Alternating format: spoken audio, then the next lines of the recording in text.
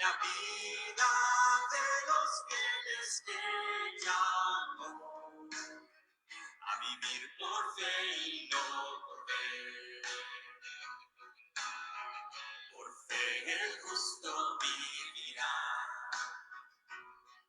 Por la fe caminamos junto a Él, como viendo al invisible protector. Vivir por fe y no por ver. Sus promesas como rocas son.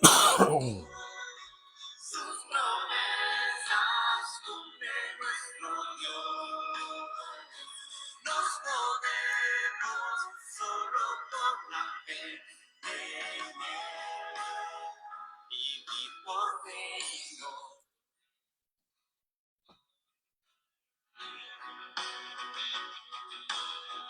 Por fe promesas a dar. Por la fe proclamaron la verdad del Mesías prometido en Él. La muerte venció en la cruz. Por fe la iglesia. Amén. Dios les bendiga, hermanos. Gracias por estarse conectando en este día jueves 6 de noviembre, en el cual estaremos compartiendo la palabra del Señor. Así que gracias a todos los que ya se están ahí conectando. Espero que se escuche bien. Vamos a darle la lectura a la palabra de Dios en Judas, capítulo 1, versículo del 8 en adelante. Dice la palabra de Dios, Judas, capítulo 1, versículo del 8 en adelante. No obstante, de la misma manera, también estos soñadores mancillan la carne, rechazan la autoridad y blasfeman de las potestades superiores. Pero cuando el arcángel Miguel contendía con el diablo disputando con él por el cuerpo de Moisés, no se atrevió a proferir juicio de maldición contra él, sino que dijo: el Señor te reprenda. Versículo 10. Pero estos blasfeman de cuantas cosas no conocen, y en las que por naturaleza conocen se corrompen como animales irracionales. Vamos a orar, amados hermanos. Vamos a poner este servicio en las manos del Señor, así que oramos. Señor y buen Dios, te damos las gracias a esta hora por este tiempo que nos permites poder, Señor, compartir tu palabra. Gracias, Señor, porque sabemos que tú eres un Dios bueno, un Dios fiel. Señor, oramos para que este tiempo que estaremos meditando en tu palabra podamos ser edificados, Señor, por ella, que podamos tener el deseo en nuestro corazón de poder defender la fe. Por favor, Señor, te suplicamos que seas tú levantando guerreros, cristianos fieles, verdaderos, Señor, que tengan un deseo profundo en su corazón de proteger la verdad de tu palabra contra cualquier cosa, Señor, que se levante en estos tiempos. Gracias, oh buen Dios, por todo. En tu nombre hemos orado. Amén y amén. Gracias. Hermanos, creo que estaremos nada más unos minutitos ahí. Las disculpas del caso que como que nos quiere dar ya una tos con estos cambios de clima. Pero bueno, hasta donde el Señor nos permita. El tema de esta noche es la blasfemia de los apóstatas. Y retomamos el estudio del Evangelio de la carta de la epístola de Judas. No hemos podido avanzar tan rápido porque vamos muy despacio, hermanos, en poder entender esto. Entonces, porque es algo pues muy importante. Recordando que Judas escribió esta breve carta sobre el tema de la apostasía, Y para que podamos entender un poco de la apostasía consiste en apartarse de la fe. Entonces, conocer realmente la fe que es el Evangelio de Jesucristo, de algún momento afirmarla en mayor o en menor medida, comprenderla en algún momento de la vida, pero al mismo tiempo también abandonarla y rechazarla. Pero Judas no trata necesariamente con la apostasía en general, sino que trata de manera particular con aquella apostasía que rechaza la fe, pero también de la misma manera permanece dentro de la iglesia o dentro del ministerio, engañando y propagando mentiras. Hay quienes, habiendo escuchado la fe, han comprendido la fe, incluso la han profesado en algún momento, la abandonan la iglesia, de repente se van y ya no desaparecen, ya no se sabe más de ellos, ya no llegan más a la iglesia, ya no siguen fingiendo una religiosidad, ya no siguen fingiendo un cristianismo porque sencillamente se alejaron. Entonces, por supuesto, ¿no? Que son apóstatas también, pero como se alejaron de la iglesia, del ministerio, ya no representan una amenaza para la vida de la iglesia. Sin embargo, existen otros apóstatas que, aún rechazando la fe, se convierten en agentes de Satanás dentro de la iglesia. Ese es el asunto. Profesan de alguna manera cierta adhesión, como que pertenecieran a la iglesia, o de alguna manera tienen vida cristiana.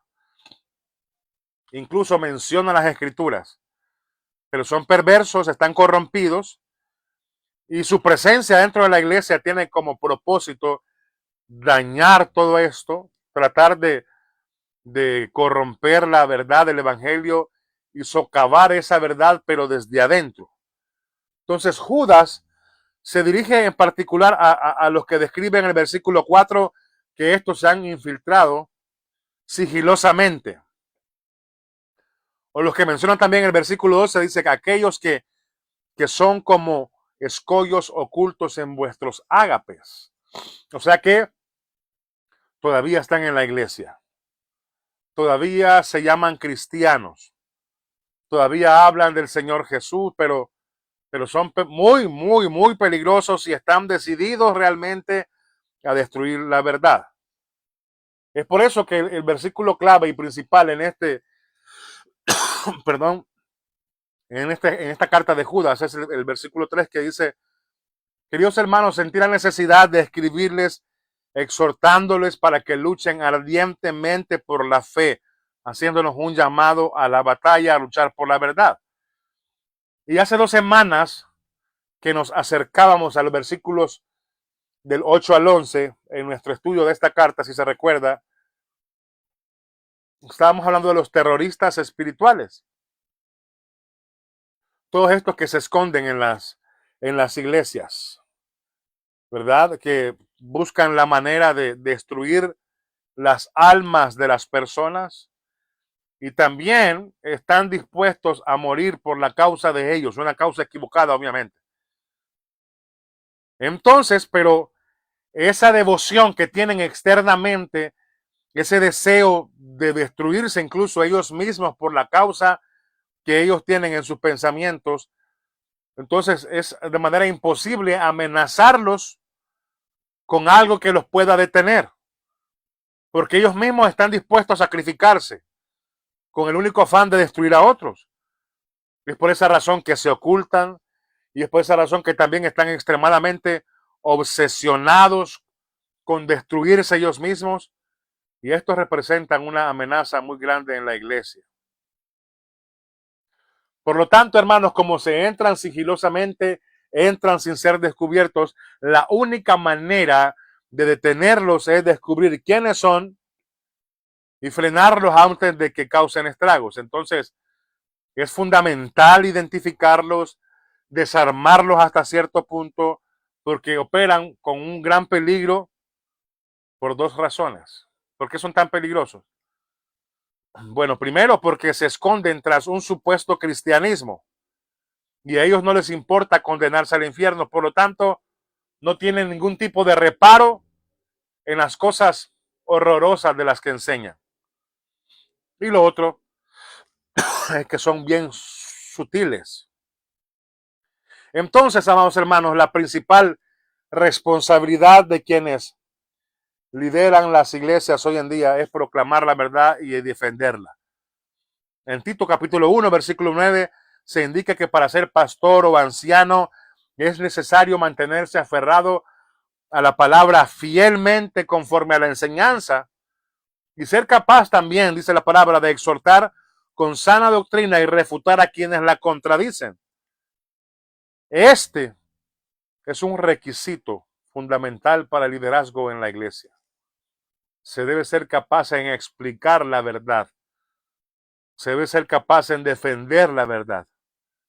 Y se debe ser capaz de desenmascarar a quienes la falsifican.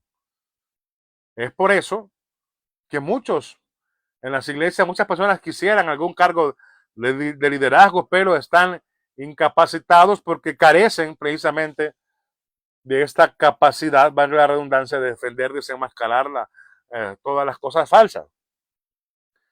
Y esta es una función especial y es una función también muy, pero muy difícil de los pastores hoy en día.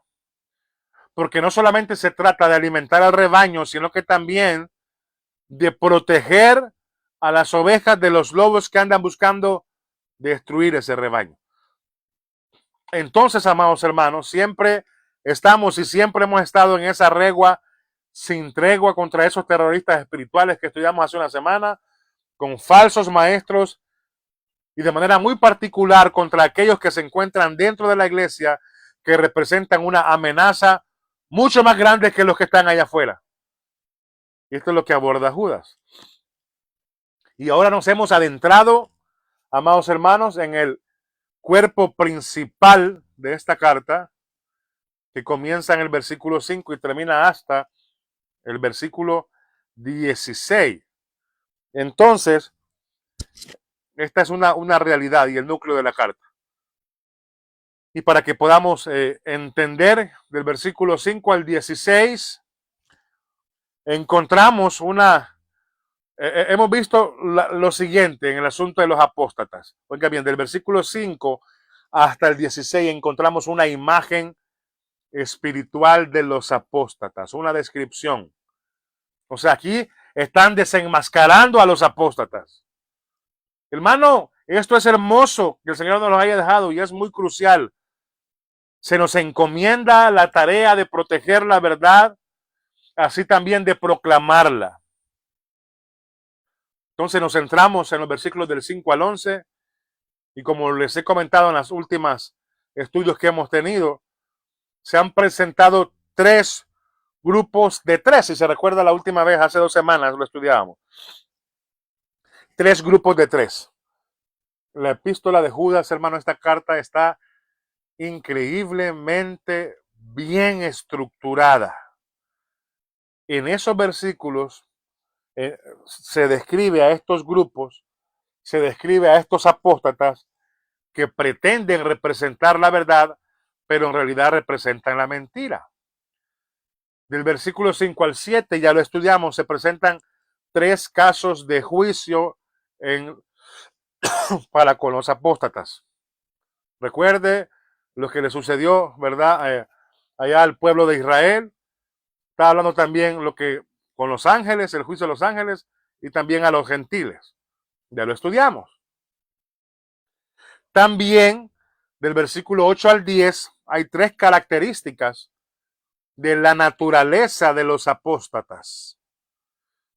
Y en el versículo 11 nos muestra 3 comparaciones de la influencia que tienen los apóstatas. Entonces aquí vemos 3 grupos de 3. Y esto es una imagen hermosa que nosotros debemos de observar, debemos de conocer para darnos cuenta quiénes son realmente, hermanos, estos apóstatas. Entonces, a manera de recordatorio, le decía, esos 3 casos de apostasía, ya vimos su juicio, ya vimos todas esas ilustraciones, usted ya sabe, Israel, los ángeles allá en Sodoma y Gomorra y también los gentiles. En segundo lugar, también vimos tres características de esta naturaleza de los apóstatas. Lo examinamos con entendimiento. Y para ampliar esa perspectiva nos centramos en los casos de apostasía juzgados y también en las características que distinguen a estos apóstatas. Versículo del 8 al 10 dice ahí, de la misma manera, o sea que al igual que Israel que apostató, al igual que los ángeles que apostataron, al igual que Sodoma y Gomorra que se apartaron del conocimiento de Dios, dice aquí, de la misma manera estos hombres, es decir, los apóstatas actuales, estos hombres también por sueños, y aquí están las tres características, si se recuerda, contaminan la carne, rechazan la autoridad y blasfeman a las potestades superiores. Y aquí fue donde nos quedamos. Y esto fue manera de recapitulación para que podamos refrescar un poco nuestra mente. Y aquí están las tres características de la naturaleza de los apóstatas. Se motivan ellos de tres maneras: para profanar la carne, para rechazar la autoridad y blasfemar contra estas potestades superiores, que son las angelicales. Entonces, ahora bien, la última vez señalamos la manera en la que profanan la carne y la manera también en la que rechazan la soberanía divina, la autoridad de Dios. Y esta noche vamos a abordar este tercer elemento de la naturaleza de estos apóstatas, porque esta es una afirmación muy interesante. Dice ahí que injurian a las majestades angelicales. O sea que blasfeman contra estas potestades superiores, dice el versículo 8. Blasfeman de las potestades superiores. Entonces, amados hermanos, esta es una acusación que la palabra nos dice muy importante. Que no nos resulte extraño porque es algo prácticamente normal lo que están diciendo aquí. ¿Qué significa eso? Bueno, vamos al original. La palabra bilile significa aquí blasfemar, ¿verdad? Que es como un blasfemeo, o sea, es un presente continuo, hablar mal de alguien. No solamente son inmorales los apóstatas, no solamente son insubordinados que no se someten a la autoridad, sino que también son irreverentes, son blasfemos, son apóstatas. Y si observamos con atención, sin importar lo que ellos afirmen, ellos piensan tener el conocimiento secreto de Dios, un conocimiento elevado de Dios. Hermano, sea el tipo de apóstata que sea, ya sea que vistan atuendos sacerdotales o se presenten como profetas de alguna iglesia, o de la iglesia de los mormones también, ya sean liberales teológicos que creen tener una comprensión más profunda de las escrituras, o sean gnósticos que dicen ellos poseer el conocimiento secreto, sean lo que sean, la realidad es que no tienen el conocimiento secreto de Dios porque son blasfemos. Blasfeman contra estas cosas, contra estas potestades. Amados hermanos, en Segunda de Pedro, capítulo 2, como lo hemos venido estudiando también, hay una cercanía en todo lo que hablan estas dos cartas. Judas y Pedro están muy relacionados, incluso el lenguaje es casi idéntico. Y otra parte idéntica que vemos acá en Segunda de Pedro, capítulo 2, versículo 10, miren lo que dice Pedro al describir los apóstatas. Se entregaron a los deseos corruptos de la carne, desprecian la autoridad, lo que hemos venido estudiando, osados y obstinados. De ahí dice, no tiemblan al blasfemar contra las majestades angelicales, mientras que los ángeles, que son mayores en poder y fuerza, no pronuncian juicio de injuria contra ellos delante del Señor. Claramente aquí Pedro se refiere a los ángeles. Blasfeman en contra de los ángeles. Eso es lo que Pedro está diciendo. Ellos tienen la osadía de blasfemar contra los ángeles. Amados hermanos, y si nos preguntamos, aquí viene la pregunta entonces, cómo es que los apóstatas no solamente eh, hacen cosas perversas en la carne, no solamente están despreciando la autoridad, sino que de qué manera estos falsos maestros apóstatas están también blasfemando contra los ángeles. ¿De qué manera? Para poder obtener esta respuesta, queridos hermanos, tenemos que leer Deuteronomio capítulo 3, aquí en la cual Moisés habla de parte de la historia de Israel. Deuteronomio capítulo 33, versículo 2 dice: el Señor vino del Sinaí y amaneció sobre ellos desde Seir, resplandeció desde el monte Parán. Póngale mucha atención a esto. Y vino de en medio de 10,000 santos o ángeles, ¿verdad? A su derecha había relámpagos para ellos. Ciertamente Él ama al pueblo, todos sus santos están en tu mano. Aquí se describe a Dios descendiendo al Sinaí, amados hermanos, con literalmente 10,000 ángeles. Un montón de ángeles ahí. Ahora bien, recordemos algo. ¿Qué sucedió en el monte Sinaí? ¿Qué se entregó en el monte Sinaí? Así es, la ley. Y aquí por primera vez los ángeles, en la palabra en Deuteronomio 33, se asocian en la entrega de la ley. Salmo 68, versículo 17. Mire todas estas verdades que la Escritura nos revela. Seguimos un poco más adelante, que dice Salmo 68, 17. Los carros de Dios son miríadas, es decir, son 10,000 veces 10,000, refiriéndose a los ángeles. Miles sobre miles. ¿Dónde más se lee esto en la Biblia, hermano? De miles de ángeles. Bueno, en Apocalipsis, donde se menciona todos los ángeles alrededor del trono de Dios. El Señor está entre ellos.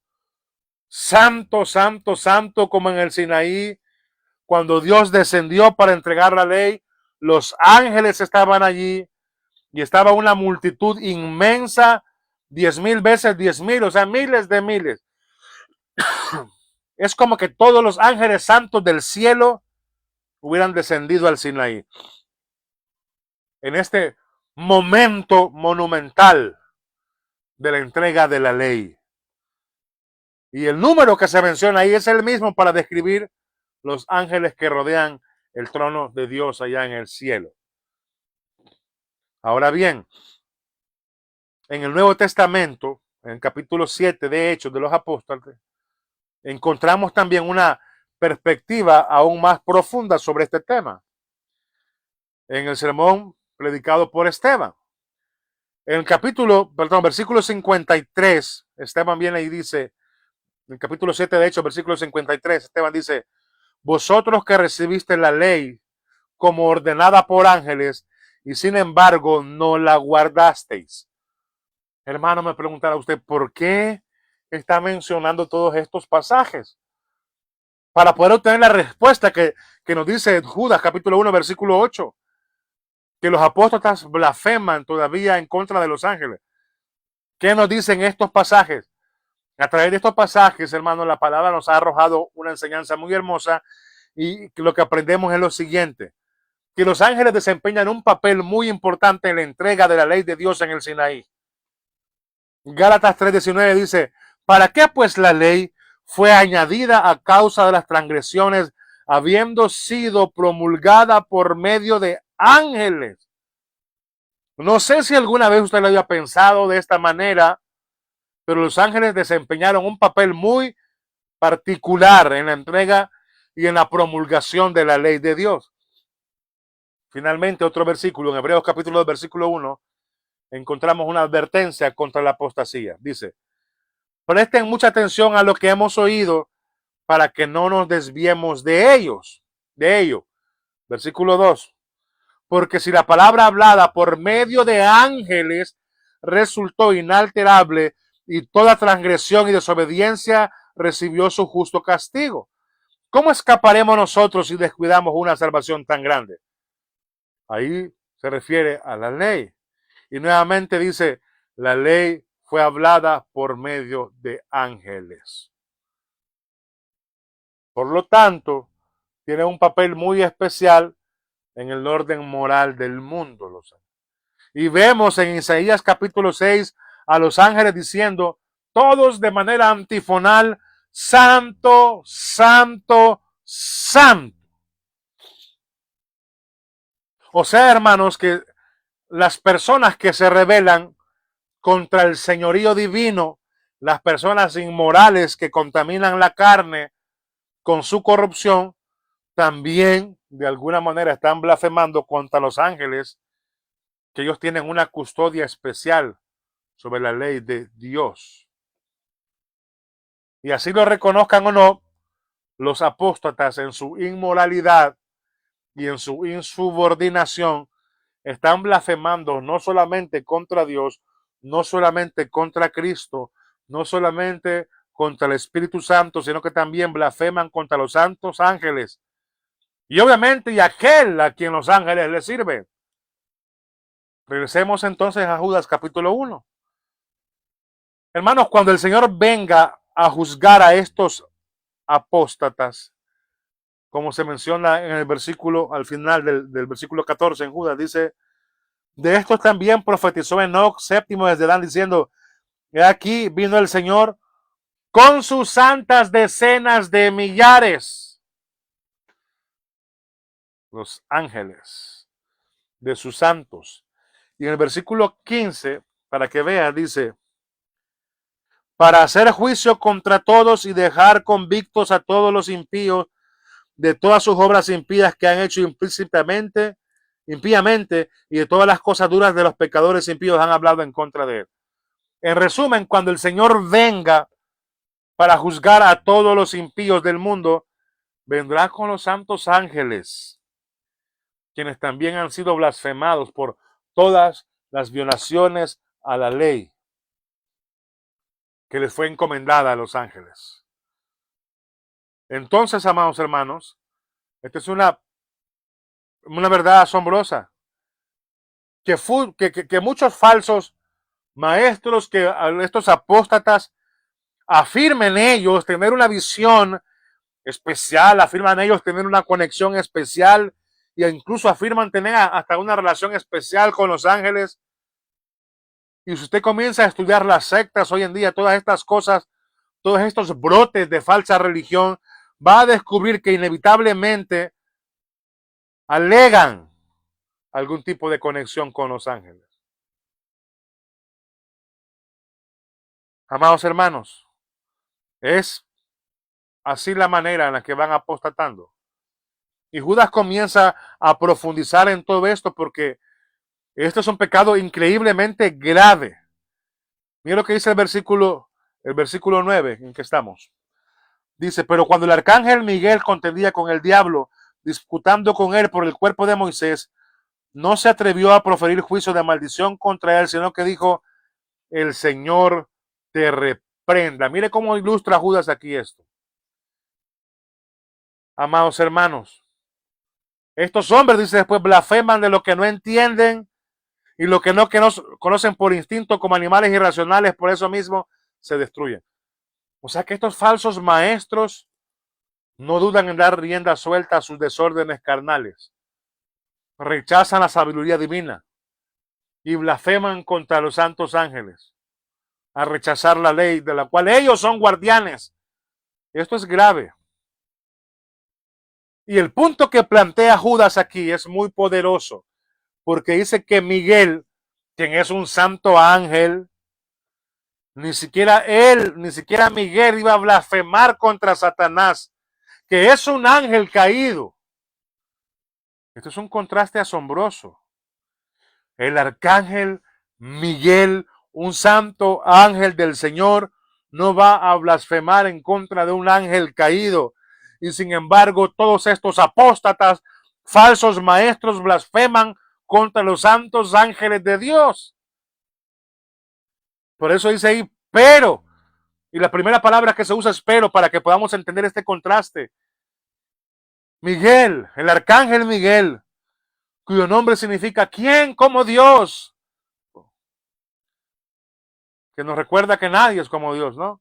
Entonces, como arcángel es un líder supremo. Entre todos esos santos ángeles del Señor, arcángel es un líder supremo. O sea que aquí estamos hablando del orden más alto angelical, que se le menciona también en Daniel capítulo 10 y también en el capítulo 12. Miguel era un arcángel, amado hermano, de alguna manera poderoso de Dios, encargado de proteger a Israel y frustrar los planes de Satanás contra Israel, contra el pueblo de Dios. Por eso se le llama Miguel, tú, príncipe, el príncipe de Israel, el protector, que también se le menciona en Apocalipsis, donde también se le ve una responsabilidad grande de protector. Dice Apocalipsis 2:12-7, Miguel y sus ángeles luchan contra Satanás y sus ángeles. Por supuesto, derrotan a Satanás y a sus ángeles. Los expulsan del cielo y los arrojan de la tierra, para que podamos entender que es un poderoso ángel celestial, santo también el arcángel. Por lo tanto, conocía a Lucifer. Lo conocía cuando era el hijo de la mañana. Conocía a Lucifer, el arcángel Miguel, cuando era un querubín ungido, cuando estaba cerca del trono, cuando era el director del coro celestial. Conocía a los demás demonios también, todos creados al mismo tiempo. Y cuando cayeron también el arcángel Miguel lo supo. Luchó contra ellos y formó parte de la fuerza que los expulsó del cielo. O sea que sabía que tenía poder sobre Satanás. Sabía que Satanás estaba caído. Sin embargo, respetaba a esos ángeles, enemigos de Dios. Y aunque el arcángel Miguel era un ángel poderoso y santo, sabía que su poder y su conocimiento también tenían límites. No es Dios omnisciente ni omnipotente. Entonces su poder como ángel le es delegado. Y la función es hacer lo que Dios le ordene sin actuar por su propia cuenta. O sea, el arcángel Miguel no va a usurpar la autoridad divina, no va a ejercer su voluntad sobre Satanás, ni siquiera va a blasfemar contra Satanás por iniciativa propia, porque Dios tiene otros planes para Satanás. Y Dios los conoce. Y Miguel lo va a llevar a cabo, pero no va a actuar por su cuenta. No se va a entrometer, no hará nada por su cuenta. Y una de las cosas que el arcángel Miguel no hará es pronunciar un juicio airado contra el diablo, sino que lo que le dijo fue, el Señor te reprenda. El arcángel Miguel sabía que su propio poder tiene límites. Para Miguel, el arcángel Miguel, reprender al diablo por sí solo sería como librar una batalla como la que vemos en el capítulo 10 de Daniel, donde Dios lo envía a responder una oración de Daniel, ¿verdad? Entonces el Señor lo envió. Entonces, hermano, en esta perspectiva, Judas nos hace ver, para que podamos como lectores y que estamos aprendiendo la palabra, a poder entender estos puntos. Que los apóstatas blasfeman contra los santos al desobedecer la santa ley de Dios, la cual a los ángeles se les ha ordenado protegerla y ellos la custodian. Los apóstatas tienen la osadía de blasfemar contra estos ángeles al desobedecer la ley de Dios. Si estos santos ángeles, el arcángel Miguel, el más alto líder de ellos, ni siquiera blasfema contra los demonios, solo hacía lo que el Padre le ordenaba, solo dijo lo que el Padre dijo también en su encarnación, que Jesús hizo lo mismo cuando anduvo en la tierra, en su parte de su humillación también. Pero los santos ángeles, amados hermanos, solo hacen lo que Dios les dice. Entonces, Imagínese esto. Hermano, esto es algo que nos debe de perturbar un poco la mente. ¿Cómo que hay personas que realmente hacen estas cosas? No, hermano, no tenemos la autoridad para hacerlo. No tenemos la autoridad para hacerlo. Aquellos que dicen, no, reprenda o haga estas cosas y yo que usted y haga aquí y haga allá y en fin, tengamos cuidado, no tenemos la autoridad para hacerlo. No tenemos la sabiduría para hacerlo. A nosotros no nos corresponde esto. Queridos hermanos, aquellos falsos maestros apóstatas que pasan reprendiendo al diablo, según ellos todo el tiempo, ¿quién se cree que son?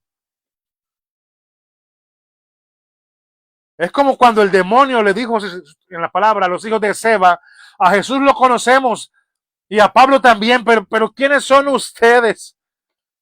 Le decían los demonios, ¿por qué deberíamos de hacer lo que ustedes nos dicen? ¿Quiénes son ustedes? Dios envió a Satanás a Job. Lo lógico hubiese sido ahuyentarlo, no, Dios lo envió. Dios entregó a Pedro a Satanás. Lo lógico hubiera sido expulsarlo, ¿verdad? Supuestamente, pero Dios mismo lo envió. Dios envió a un mensajero de Satanás para atormentar a Pablo. Lo lógico fuera que se fuera ese mensajero de ahí, pero Dios lo envió. Hermano, ni usted y yo sabemos lo que Dios hace con Satanás. Satanás es siervo de Dios. No sabemos tampoco lo que hace con los demonios que cumplen la voluntad de Dios y sus propósitos. Entonces los falsos maestros apóstatas están corrompidos por la carne, rechazan la sabiduría divina y pretenden actuar por su propia cuenta, blasfeman contra Dios al rechazar la ley, al negar la autoridad y también al ser irrelevantes para usurpar, según ellos, prerrogativas o situaciones a las que le pertenecen únicamente a Dios. Ni siquiera al arcángel Miguel, que pudiese haber destruido en ese momento a Satanás de los demonios, el arcángel Miguel, si Dios le da el poder, obviamente. Pero dijo el Señor, te reprenda. ¿Quiénes somos nosotros para hacer esto? Hay gente que anda por ahí diciéndole a Satanás qué hacer, como aquella canción increíblemente hereje, ¿no? Que de las que hemos hablado. Pero ni siquiera Miguel hace eso. Y andan muchas personas por ahí diciéndole a Satanás lo que tiene que hacer. Extralimitándose en tantas cosas. Atribuyéndose un conocimiento y un poder que no tienen porque no se les ha dado tampoco. Miguel, el arcángel Miguel, ¿en qué se conocía la santidad de Miguel? ¿Por qué decíamos que era un ángel santo? Porque él conocía su lugar, sabía que dependía de Dios, hacía la voluntad de Dios. Si él era el protector del pueblo de Dios, pero todos los juicios sobre cómo protegía al pueblo de Dios provenía de Dios. Así que en este versículo 9, en Judas, el arcángel Miguel, cuando disputaba contra el diablo, que estaban discutiendo sobre el cuerpo de Moisés, no se atrevió a pronunciar contra él un juicio injurioso contra el diablo, sino que le dijo el Señor te reprenda. ¿Verdad que es muy distinto a lo que escuchamos en tantas iglesias y en boca de tantos falsos apóstoles hoy en día y pastores también? Porque andan todos por ahí diciéndole al diablo lo que tiene que hacer. Ni siquiera, hermano, se puede blasfemar contra la majestad de un ángel caído. Mucho menos a los santos ángeles. ¿Qué hacer? Espero que no se hagan ilusiones de poder mandar a ángeles aquí para allá. No. Miguel, tienes que hacer esto, ¿verdad? Porque muchos andarán diciendo, no, Satanás, tienes que hacer esto. ¿Quiénes se cree que son? Y la respuesta de Miguel en este conflicto es muy interesante. Dijo que el Señor te reprenda. obviamente conocía la ley, el arcángel Miguel. Zacarías capítulo 3, versículo 1, después de Malaquías, dice, amados hermanos, a Zacarías aquí se le muestra a Josué, el sumo sacerdote. Esta es una visión de Josué, hijo de Josadac, quien junto a Zorobabel lideró el primer grupo de judíos que regresaron del cautiverio babilónico. Entonces, yo quiero que podamos tener atención a esto. Dice aquí, escuchen esto. Y Satanás estaba a su derecha para acusarlo. Esta es una escena ancestral que se repite constantemente en el cielo, como lo menciona el libro de Job también, que Satanás sube al cielo y se presenta ante Dios y comienza a acusarlo. Y aquí da a entender que estaba acusando a Josué, por eso a la nación que representaba, es decir, a Israel. ¿Y qué es lo que pretendía Satanás acusando? Bueno, que Dios rompiera su pacto con Israel, que Dios negara sus promesas a Israel, el pecador. Entonces, el ángel del Señor, a quien el versículo 2 le llama el Señor, porque es el Señor mismo, escucha lo que dice.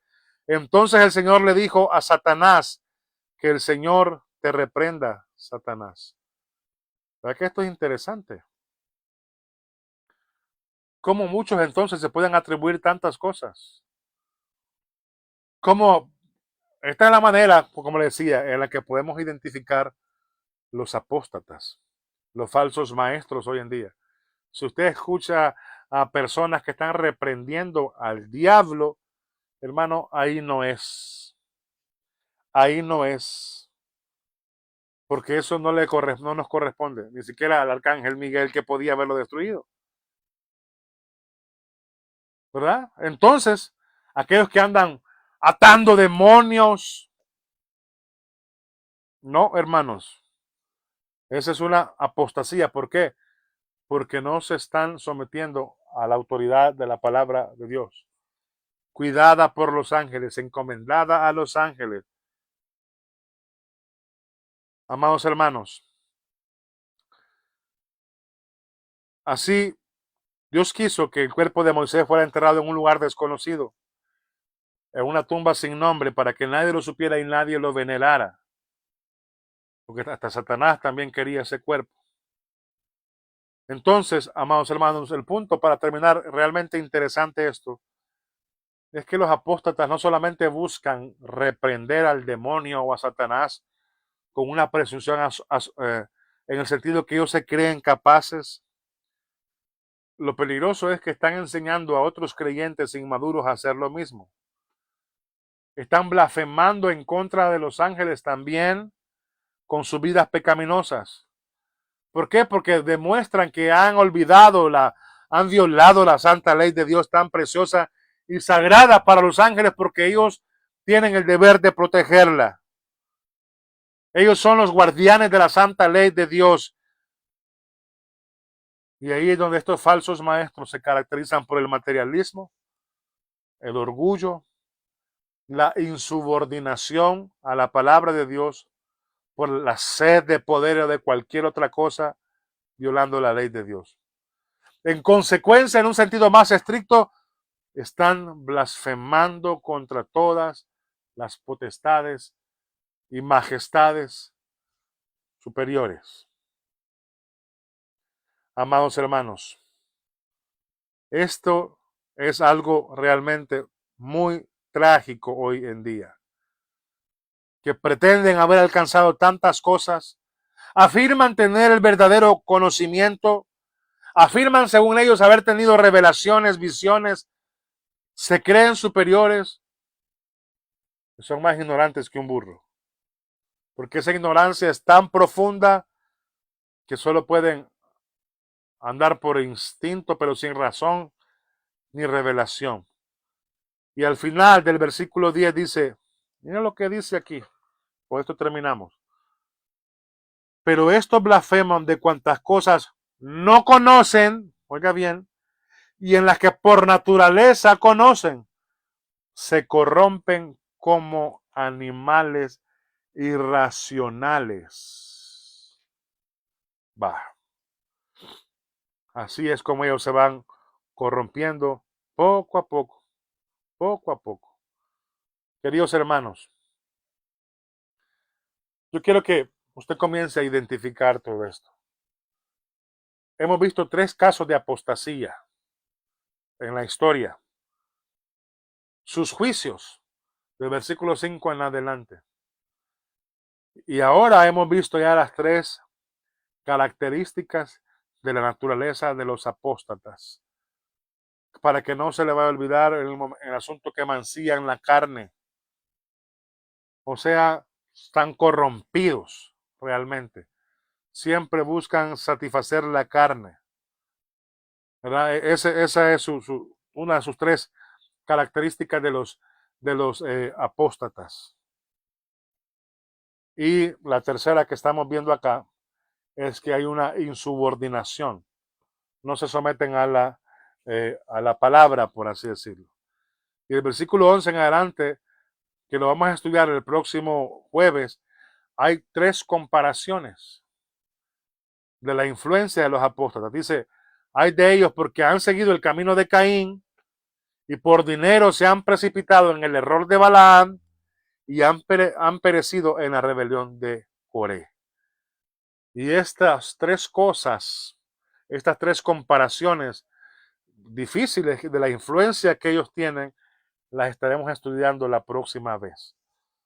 Hermano, como le decía, 3 grupos de 3 hemos visto sus juicios de los apóstatas, las características, y la próxima semana, el jueves, estaremos estudiando la influencia que ellos tienen a través de estas 3 cosas, 3 personas: Caín, Balaam y Coré. Eso le vamos a dedicar la próxima semana. A Dios sea la gloria. Vamos a orar. Señor, te damos gracias una vez más por las verdades de tu palabra, Señor. Nunca dejamos de asombrarnos del poder de tu palabra. Nunca dejamos de asombrarnos de lo que nos revela pasaje tras pasaje. Te damos gracias, Señor, porque los hermanos que se conectan a esos estudios, nos estamos todos juntos capacitando para luchar por la verdad. Quisiéramos de todo corazón que fueran muchos los que pudieran comprender y esta verdad. Pero muchos, Señor, no están interesados, muchos lo ignoran, muchos no tienen quizás ni siquiera el deseo de poder defender esto que tú nos has encomendado. Pero gloria a Dios que siempre hay un remanente fiel, Señor, y que se está capacitando para luchar por la verdad. Gracias por darnos el discernimiento, Señor, por medio del Espíritu Santo, a través de la palabra. Ayúdanos, Señor, a ser fieles defensores de tu gloriosa y santa palabra, oh buen Dios. En tu nombre hemos orado. Amén y amén. Mis hermanos, gracias por habernos acompañado, gracias por su paciencia. Hoy estuvimos estudiando la tercera característica de los apóstatas, en los que ellos blasfeman a la ley de Dios y a los ángeles y al mismo Dios trino. También esa es la blasfemia de los apóstatas. Nos vemos el próximo sábado en nuestra iglesia. Continuamos con nuestro estudio en primera carta de Pedro.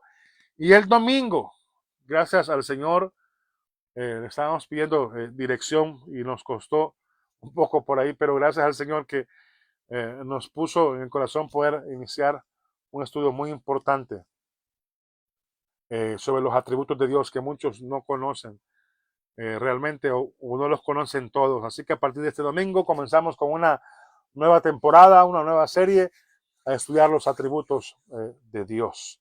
Amados hermanos, muchísimas gracias. Que Dios les bendiga a todos. Que tengan una buena noche. Gracias y paz.